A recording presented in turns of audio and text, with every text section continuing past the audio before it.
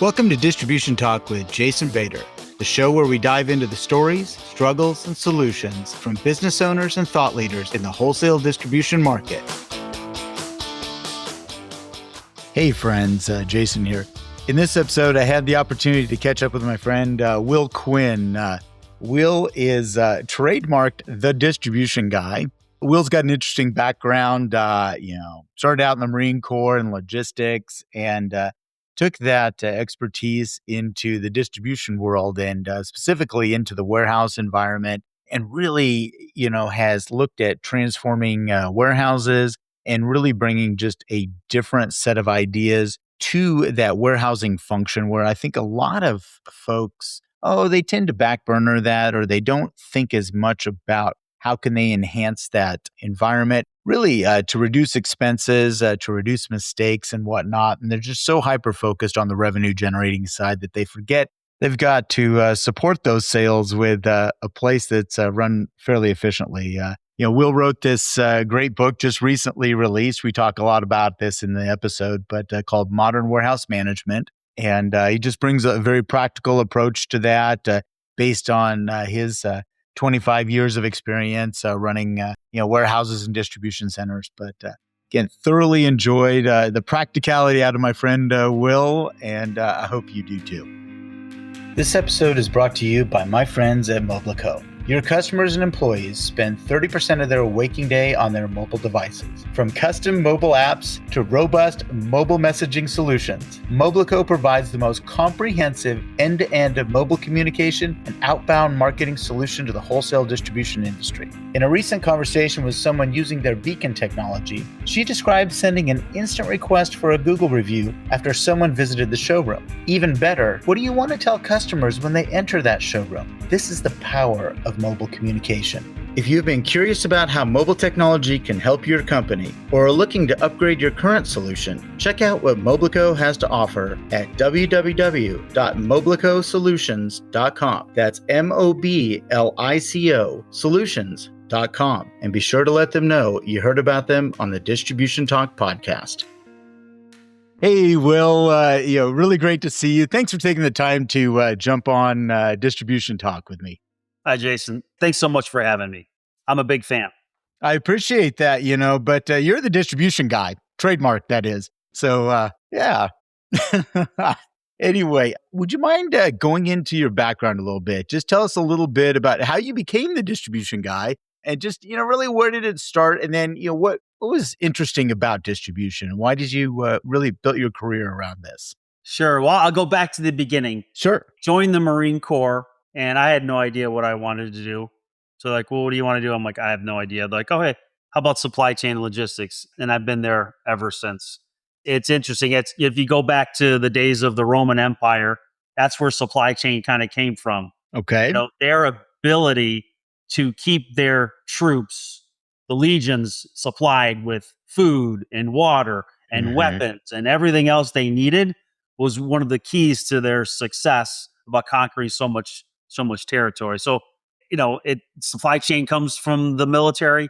That's where I started in supply chain, and then I've kind of been there ever since. So a couple stops along the way at Roadway for transportation, Coca-Cola for manufacturing and distribution, and then a couple other small companies you may have heard of like MSC Industrial Supply and Granger. Sure. And then where I kind of developed the persona as a distribution guy was with my time at Infor.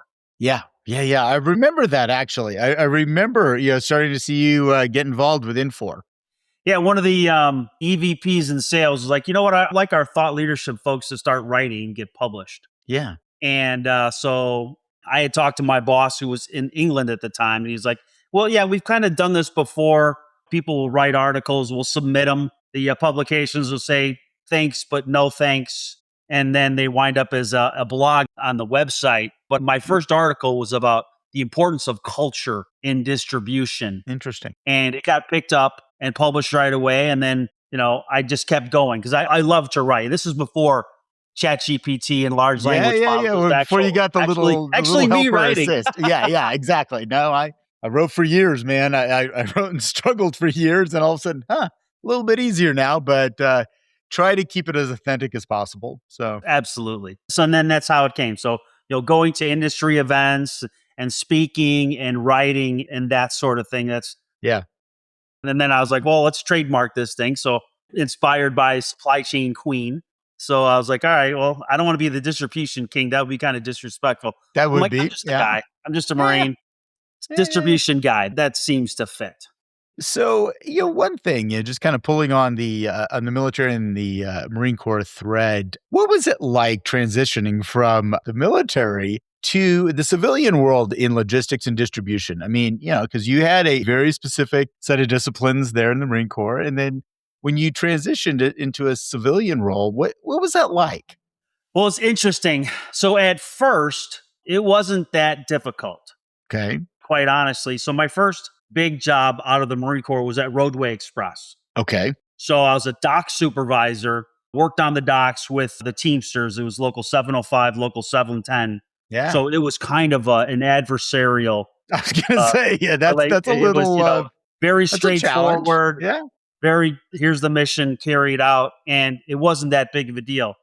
It wasn't until I started at Coca-Cola and then started working at the sales teams that I had to really develop my tact. got it. Okay, Because they would come into meetings and say, well, operation is holding me back from sales because this, and that. And then I would flood them with data and say, well, no, that's wrong. But I wouldn't say it very nicely. So their feelings were hurt. So then I had to yeah. change my stance. And one of the EVPs, he's like, Will, when you want to say F you to somebody, you just walk right up and say, hey, F you. He's Yeah. like, you got to learn how to say F you without saying In corporate F you. speak. Yeah, you got to have corporate speak to that. So, Yes. So that was a difficult transition. Quite honestly, it's something that I continue to struggle with.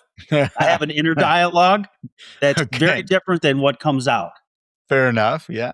Yeah. Good. I'm glad you have a filter. I mean, I know several people that could use that filter. So, Yes. so, all right. So you got into Coca-Cola, you got to see a little bit different. And yeah, you had to develop tact. You had to maybe sell an idea, which maybe you didn't in the past. And I think that's a little bit of a different challenge for people, especially coming from a place where, maybe from, the Marine Corps where there was hierarchy and it just might have been a little more challenging, with that. The perception is the Marine Corps creates robots. It's just immediate adherence to orders. I mean, there's Hmm. some of that, but there's also collaboration and communication, right? So Hmm. it's very important that, Marine Corps builds leaders at every level. And part of that is trust and is information. It's kind of using commander's intent. It's like, here's the mission. Here's what I want accomplished. Right. Here's your parameters. Figure it out. Now go do it. Right. So a good test of that is officers when they go to OCS, or at least they Hmm. did. One Yeah. of their tests is, okay, you've got a Marine, a sergeant, you've got 4 junior Marines, you've got Hmm. everything you have to put up a flagpole. Hmm. Now write out your orders. And they would go through and they're writing out detailed step by step. This person's this is how all the angles, all that stuff. And it's all wrong. The correct answer is, Sergeant, you've got 4 Marines and all the materials. Here's where the flag goes. I'll get it done and walk away. And that's the essence of commander's intent. And too often we see in the civilian world, it's micromanagement. Here's all the 50 steps you have to Yeah. process without saying, here's what I want to accomplish. Now you figure out as a leader how to get that done. What was the book that typified that? It was called Core Leadership or Core Management. It's several years ago. I mean, it's been a long time ago, but it was based on exactly what you described. And it was written by, former Marine Corps veteran. I can't remember what the book was, but it says exactly what you're talking about, though. And it really, kind of moves to that empowerment philosophy and whatnot, rather than the micromanaging. Yeah, and it's interesting. So I have another book that I wrote. It's Steel-Toed Leadership. Got it. What the Marine Corps taught me that the corporate world will never will. And it's based on the 15 leadership traits and the 11 leadership principles. And then I go through and I talk about how all those relate to civilian. I talk about things that I did well as a leader and things I didn't do very well as a leader and how that translates. So that's in the editor's doing the final cut on that. So that'll be published Oh, maybe so that in a has couple not of been months. published yet. Has not Okay. been published yet. So that'll be coming Okay. out in a couple of months. Oh, wow, man. You are seriously a writer. You really, you're pumping them out now. Actually, let's step back and talk about the book. The one, at least Modern Warehouse Management. Let's talk about that one right there. And for if we get to see each other on video, then yes, he has just held up that book. When did that get published? So that got published on National Supply Chain Day this year, which was the end of April. End of April. Okay. Okay. Yes. Yeah. I mean, I know I saw a bunch of posts coming out, and there is a National Supply Chain Day. I did not know that. It is. Yes. When is National Supply Chain Day? It is It's the, I April-ish. think it was the 29th. 29th. Interesting. Yes. Okay. I did not know that. Well, it's a good one to edit. So that's Scott Luton's baby. Okay. Okay. So he's got a great Supply Chain Now Okay. podcast. Okay. And he patented and trademarked National Supply Chain Day. It's got its own website and page on LinkedIn, and he does it, celebrates it once a year. It's a big thing. I will go take a look at that and see it. So tell me a little bit about the book, though. What inspired you to actually, put this together and write it and go forward with it? So I talk about, going to Coca-Cola. Yeah. That was my first job of actually being in a warehouse. Mhm. Now, I did supply chain in the Marine Corps, but I was in the office. I did purchasing and logistics Yeah. and publications and computers and that sort of thing. We had warehouses. I didn't work in the warehouses. Okay. Right? We go out there once a year to count. Okay. Or if a new Okay. supply officer came out, we had to count everything. These giant wood crates full of flak jackets and helmets and shelter halves and canteens. And it was just weeks and weeks of just counting every single thing. Gotcha. So when I had the opportunity to interview with Coca-Cola, it's a story I tell in the book.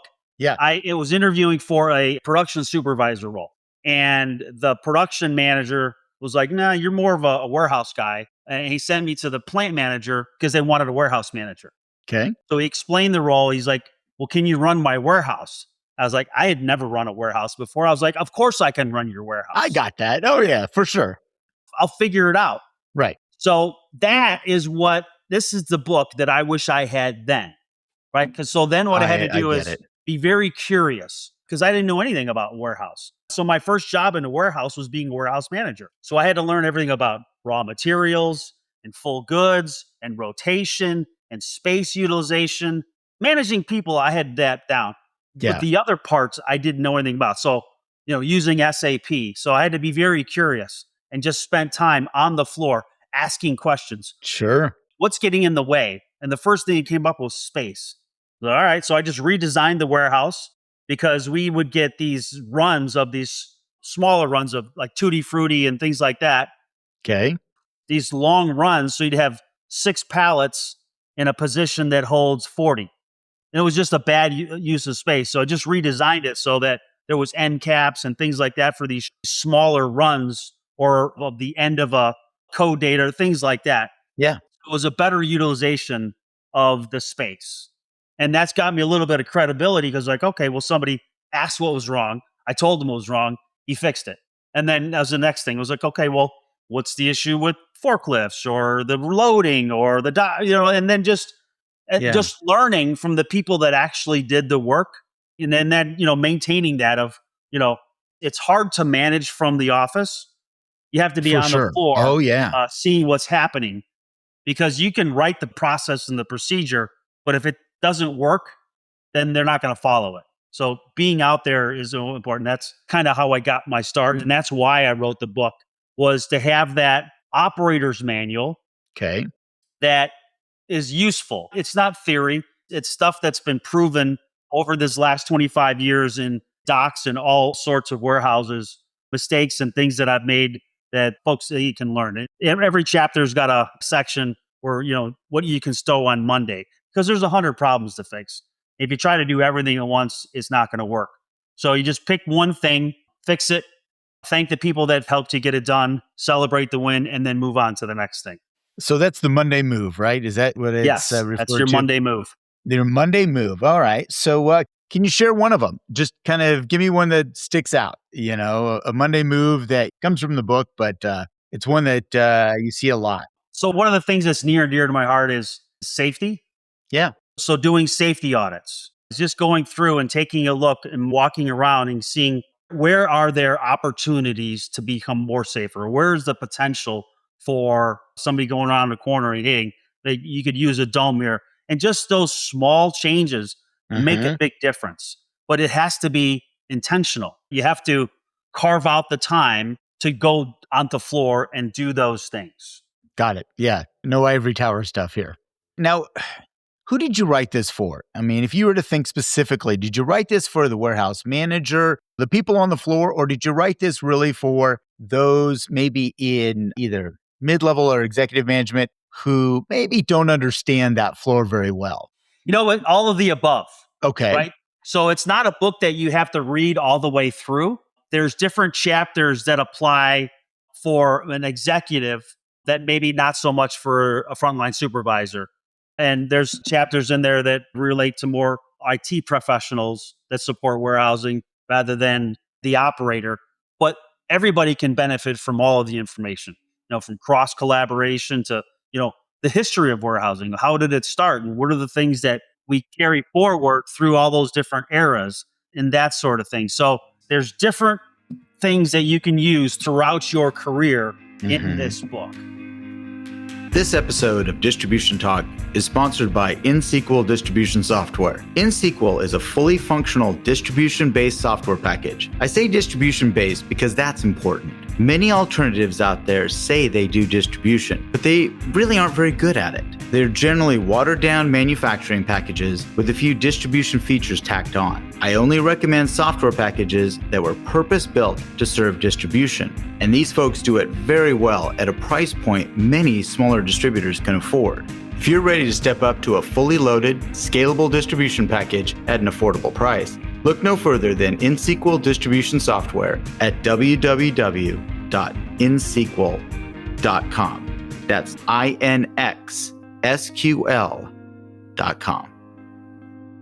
I spend a lot of my time working with branch managers right now. I mean, that's just kind of a very common teaching element for me right now. And originally I cut my teeth in the inventory management side, which a lot of time in warehouses. I mean, spending a lot of time around that. And the misunderstandings around that are pretty prevalent. You start looking at even in small organizations, but then the larger that organization gets, it's almost like a forgotten art back here. And they just, and I tell you, when somebody gets promoted, they step over the threshold into that inside sales position or whatever it may be. They completely forget everything that they ever learned in the warehouse. They disconnect from that. And so, no, I appreciate you bringing that, that side back forward. And there's not many guys that do in our kind of close distribution network of maybe 25, 30 of us, that kind of focus on this. And I think, this is neat to see that, that book come out, because I think there's a lot of folks that could use some of that information. So, well, thank you. I really hope that it helps folks. The feedback has been positive so far. So again, it's really for anybody who works in the industry, you can benefit from the information that's in here. What I really like is that in the appendices, there's a bunch of different things of how to do a 5S, a spaghetti diagram, how to get information from a 3PL.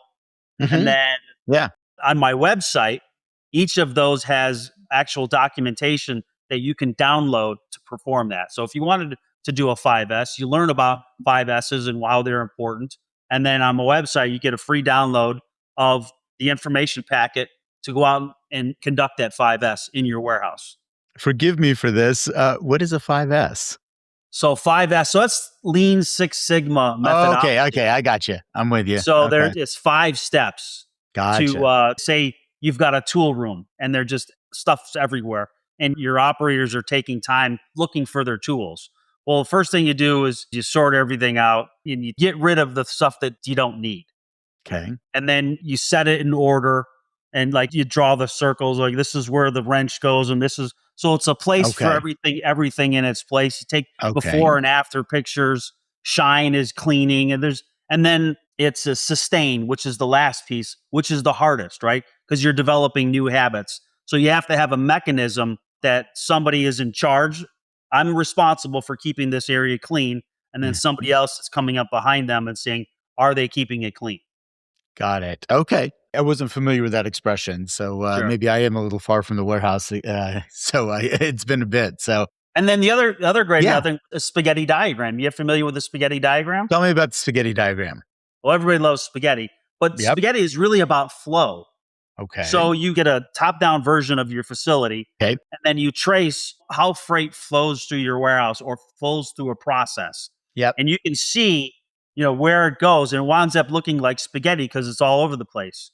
And you say, Got well, it. and typically that happens is, a distribution center will get set up, but 5 years later, the business has grown, more distance is gone, and For things sure. get kind of stuck here and there, and they look at it like, well, this doesn't make any sense. I'm receiving it here, and the returns are going way over there, so every once in a while, going through and resetting and taking a look at what's actually happening and seeing where you can remove waste through Hmm. movement Yeah. is where you become more efficient, and then you're able to empower your people to get more work done without just saying, "Hey, work faster." So I know one of the things you touch on, not only in your book, but then you and I are going to attend this AI conference next week. We're both very interested in the AI space and how it is going to enhance distribution. Tell me how AI has permeated that warehouse environment and maybe improved or made it easier to look at that spaghetti diagram or all of these things or the operating procedures. So Yeah, it's interesting. Well, I will say, as a whole, warehousing and distribution are typically not on the bleeding edge when it comes to technology. I for mean, there's sure, still a lot of for sure. companies using AS400 green screens. 100%, man. I just ran across one recently and I'm like, guys, I can help you get out of this if you really want to. So They're bulletproof. They're hard to get into. So, I know, I from a get it. security standpoint, I get it. And if it's not broke, For sure. Oh, yeah. so, but with AI, it's really interesting. And my time at Infor, was fortunate to work with our AI folks to come up with use cases for the warehouse, right? Yeah. Because they're really good at writing code, and I like to think I'm okay when it comes to running a warehouse. Yeah. So where does that two meet? It's like, okay, well, how can we use this? And something simple as a good example is when you go on to Amazon and you put something in your cart, down towards the bottom, it'll say, well, people who bought this also bought this in that, Yes. Yeah. right? So how can you use that in the warehouse? Well, if every time they're buying a toilet, they're also buying the tank, well, maybe I should put those in the warehouse next to each other, Yeah. right? Makes sense. Yeah, absolutely. But obviously that's an obvious answer, but there's a lot more where you have families of products, or you have that where they buy those together, where you could slot those next to each other Hmm. and save on walk time. Whole lot of footsteps. Yeah, absolutely. No, it Correct. makes perfect sense. I mean, you go back and you look at velocity and an AI or something non-human can pick that pattern out pretty darn quickly, can understand that. For us, I mean, it would take, a long time digging through those velocity reports and things to kind of start to match and start to draw correlations between things. So, yeah, I can see that. Absolutely. Yeah, yeah. And the other thing is, okay, it's like, well, I've got this trailer of inbound product. It's got 50 items in there. Yeah. I've got 35 dock doors. Which one do I pick that's going to have the least amount of travel for put away? Right. So there's a Interesting. best Yeah. store, there's a worst Yeah. store. And obviously nobody's got time to try to figure that out manually. Right. But if you're working with a WMS that has directed put away, it Hmm. can take a look in there and say, okay, this is where everything is anticipated to go. And this is where it is in relation to the dock. Here's some better doors to put that in so that you can reduce the travel time, which reduces the amount of time it takes to unload and put that away. Well, not necessarily unload it, but just put it away. Sure. No, it makes perfect sense. Use cases like that. Yeah. So let's step back and think about, since we both know that, the majority of wholesale distribution is in that probably 20 to maybe 75 to $80 million range. They don't have 35 dock doors. These are smaller operations. So how would we utilize AI in these smaller privately held companies that, may have, I don't know, 5 to 7 locations, maybe 10 on the outside, how would we do that? Where does AI play in there? So the advice I give is don't start with AI and then find a problem to solve. Gotcha. Okay, It's I'm with you. find the problem and then find a solution to that. Is my big thing, is it returns? Is it CRM? Is it slotting? what is the issue? Right. And then find the solution for that there. Because it's like, what is the KPI that I've been struggling to hit for the last couple of years? And Hmm. is there a solution that's going to help me hit that KPI? Right. Right. That's where you want to start. I would say everybody, but especially a smaller company that doesn't have the kind of capital to invest, hundreds of thousands of dollars in some solution. What about like standard operating procedures and things like that? How can AI help us? Really, because I know that again through my experience. I mean, and I've been around this stuff for 40 years now, but there are so many facilities and small companies I've worked with that just don't have it. It's tribal knowledge. That's all it is. I mean, it's a bunch of folks that like, oh, hey, I've been here long enough. I know where that is, or I know.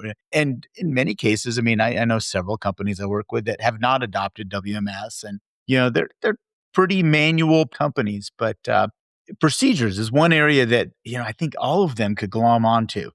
100%. If you want your customer to have a consistent experience, Right. and your warehouse has to have consistent processes all the way through, from receiving to quality control to put away to picking, packing, shipping, cycle counting, all that. And documenting those processes with screenshots of how to do that is Hmm. extremely important. Now, with the advent of large language models, that makes that process much more efficient Yeah. because you can open up one of those LLMs, pick one, it doesn't matter, and say, this is what I'm trying to do in this software. Here's the steps. Leave me some spaces for pictures and spit it out.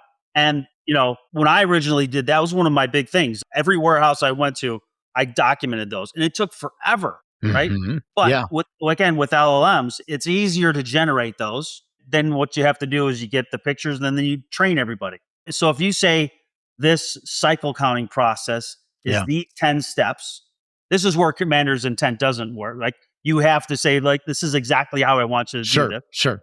Here's the 10 steps. You train the 10 steps. Do you understand? Yes. Okay. Then 3 months later, why are you skipping step 7 in Right. your inventories? Right. So you're being fair to your employees by setting the expectations. Hmm. Here's what I want you to do. I'm going to train you to do it. And then I'm going to hold you accountable to the fact that you're doing that. It just makes managing and treating people correctly easier because it's not a guess. It's not a different process every time based on Right. whatever the emergency of the day is. It just kind of, I think back to a client I worked with several years ago, who was a RV parts distributor up in Edmonton. And, if you think about it, there's a very short selling season in that, for the RV parts. Well, as they are building for the season and getting into the blowing and going in the season, they are bringing on a lot of temporary workers. That is their MO, their temporary worker, their employees swell very heavily during those times and then they drop off as the season ends. And they had to literally have posters with documented procedures on how to do things because people were coming in and very transient. They weren't getting, the same people over and over again, or somebody who is consistent anymore. So I keep thinking back, it's like, wow, how could AI have helped those guys in Mhm. a very transitional, seasonal company? Yeah, absolutely. And originally I thought you were going to say Elkhart because that's like That's the the RV RV capital of the capital of the world. You world, and bet. like Yeah, yeah. around Yeah, Elkhart, yeah. Indiana. Yeah. No, it was fascinating watching that, though I'd never really experienced that, where you were documenting, okay, here's how we ship out UPS, and here's how we do this. And, they would slam somebody in there who, hey, follow the poster. That's all I'm asking. And now I think we can be a little bit more creative with those posters. So, but definitely, I think that, again, AI is there to enhance people, not the other way around. Not people conform to AI. It's, AI is there to enhance what people do or have been doing for a very long time. Yeah, well, I mean, let's not kid ourselves. Companies want to use AI to get rid of folks, right? Yeah. But Yeah. it's really there. The best use is to make you more efficient and get more Right. done in the same period of time. Yeah. I can't argue that point that yes, there are reasons that people want to employ because they want to reduce labor dollars. I mean, they won't say it in the form of, I want to get rid of people. They'll say, I want to reduce labor dollars. That's a nicer, kinder way to say it, but it's the same damn thing. I mean, let's just be honest about it. Sure. But No, I think that I'm all for efficiency. I appreciate efficiency and I appreciate a lot of the things that you talked about, like, looking at different slotting opportunities in that warehouse environment, which, that was a guess at best in many companies, for a long time. And, now it's much more prevalent. But use of AI that you're really thinking about that human being first and how to enhance them versus how do I eliminate their job, that's more of my speed. I mean, that's kind of who I am. I definitely prefer that methodology if possible. So, one thing I wanted to touch on here, and I saw this, you posted a little bit about this.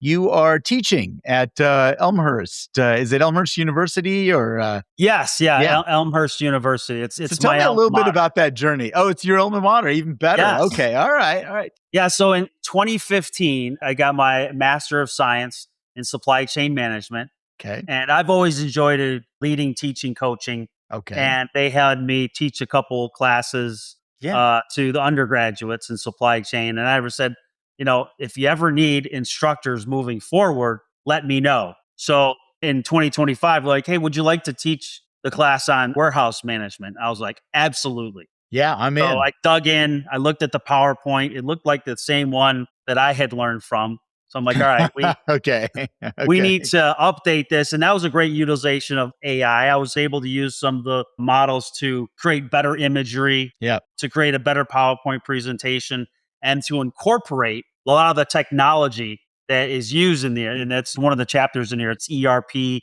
WMS, WES, WEC, YMS, and all the other three-letter words, The acronyms. plus Yeah. plus artificial intelligence, right? Yes. Because it's important that the students are going into supply chain understand the technology piece and how it works to give you the information to make those decisions. And you're teaching, is that a graduate level or those are still undergraduates or? Yeah, it's graduate level. Okay. It's Okay. it's warehouse management strategies and transportation management strategies. Do you find that your students are really coming from industry, coming back into school, or do you find that they're coming just straight out of undergrad most of the time? It's an interesting degree. When I went through the requirements, you had to have a bachelor's degree Yeah. plus 5 to 7 years working experience in the Oh, industry okay. Okay. beforehand. So typically, you may get your bachelor's at 22 or 23. Right. Right. Folks that are typically in this are at the youngest in their late 20s and early 30s. I was 43 when I started getting Got it. my degree. And so you're dealing with folks that probably have families that have a full-time job. Hmm. So it's a different student than someone who's getting their bachelor's degree. Got it. Okay. I gotcha. All right. And I think sometimes your stories can still relate. You can say, you can make, pop culture references and people still understand what you're talking about. So that's kind of nice teaching at that age group. So, yeah. Yeah, there was a few 6, 7 moments that I know. get it. I know. Oh my gosh. My my It, my son is a middle school math teacher in Salt Lake City, and it drives him crazy with the kids constantly with the. oh, I have, he was just a freshman and I have one that just graduated from high school. So, oh yeah, you hear it all, especially from the freshmen. It's like, oh my God, can we just let this die? Please, please let this die. But hopefully it's on its way out. But Well, my 20-year-old daughter Molly, she's yeah. a sophomore at Franciscan University. She loves it. Everything's 6, 7. Oh God. I just don't know, Will. I don't know what to do with that. I really don't. So, hey, before we wrap up, tell me about your consulting practice. I know a lot about your writing practice now and your writing side, but tell me about the consulting side and how do people find you? Do they just look for the distribution guy? What do we do here to come find you? Yeah, you can just Google who is the distribution guy, and it'll tell you all And about there it. you are. Yep. But you can go to thedistributionguy.com Okay. to learn about it. And, I help distribution companies make their operations better. I kind of embed myself in a company and Yeah. look at all their processes and procedures and let them know, how they can use their space better or how they can implement their processes Yeah. or whatever it is. Provide training. I'm doing several trainings to an industry association for their new leaders and processes and procedures and those sort of things. We did one on hiring and then gave them some information, questions and how to do Sure. that. So that's what I do. Excellent. All right. Hey, Will, I'm going to put all these links in the show notes so people can get a hold of you. But man, it's been a pleasure learning a little bit more about you. I mean, I do run across you all the time, but it's always fun to dig a little bit deeper, and find a little bit more about, where the method to the madness and where that all comes from. So, and I definitely look forward to catching up with you next week in Chicago at the Applied AI conference. So. I look forward to it too. And again, thanks so much for having me on. I really appreciate it. I'm a big fan, and we'll have to break bread next week. 100%. All right, my friend. Talk soon. Take care. Take care. Thank you for listening.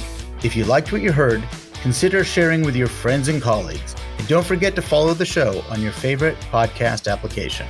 Links to sponsors, products, and services mentioned during this episode can be found in the show description area or at www.distributiontalk.com. Distribution Talk is edited and mixed by the brilliant team at the Creative Imposter Studios. This episode was brought to you by my company, The Distribution Team. We are a consulting services firm dedicated to helping wholesale distribution clients remove barriers to profitability, generate wealth, and achieve personal goals. To learn more about how we can help your company succeed, check us out at www.thedistributionteam.com.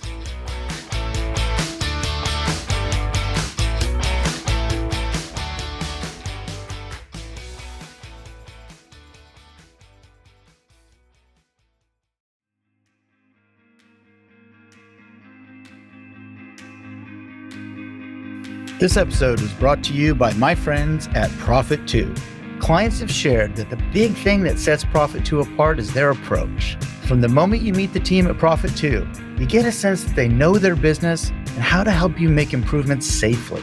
What you don't get is an arrogance found in some competitive services.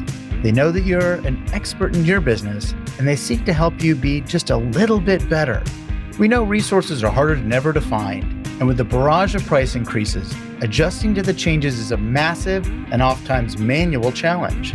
If you want to discover hidden margin opportunities without being talked down to, learn more at www.profit2.com. That's profit with a number 2. And be sure to let them know you heard about them on the Distribution Talk podcast.